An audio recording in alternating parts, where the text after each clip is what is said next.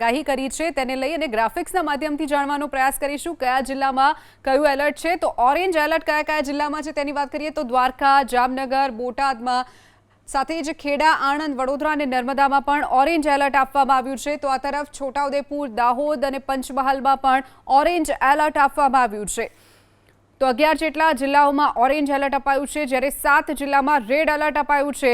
Yellow એલર્ટની વાત કરીએ મહીસાગર, મહેસાણા, સાબરકાંઠા અને અરવલ્લીમાં યલો એલર્ટ અપાયું છે।